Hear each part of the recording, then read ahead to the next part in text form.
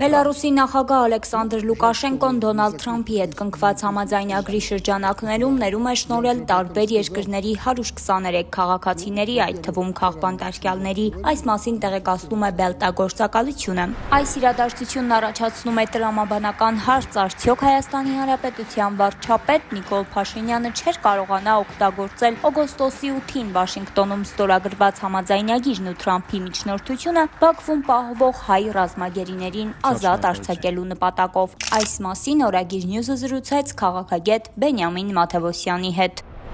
Քաղաքական բանտարկյալներին ազատեցին մի պարզ պատճառով։ Ռուսաստան, Ամերիկայի Միացյալ Նահանգներ գնում է հարաբերությունների բարելավում։ Այդ հարաբերությունների բարելավումը ինքը բազմաթիվ շերտեր ունի, թե Ռուսաստանի եւ Ամերիկայի Միացյալ Նահանգների տնտեսական համագործակցությունը ընդլայնելուց,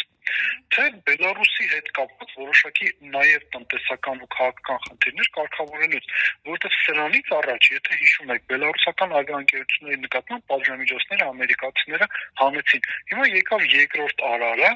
թույլ են տալիս, որ կալիումը բելարուսական ազատ Եվրոպայում, Ամերիկայում վաճառվի, դրա դիմացել Լուկաշենկոն բացի թողել գերիներին, քաղաքական քաղբանտարկյալներին, բայց այստեղ ֆունդամենտալը Ռուսաստանի դերն է։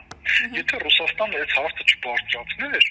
եթե ինքը այս հարցը չբարձրացներ, Բելարուսիայում այդ քաղբանտարկյալները կշարունակեին մնալ, բելարուսական կալումներ կշարունակել փակ մնալ։ Հիմա այսօր տրամաբանական հարց առաջանում։ Իսկ մենք այս տարիների ընթացքում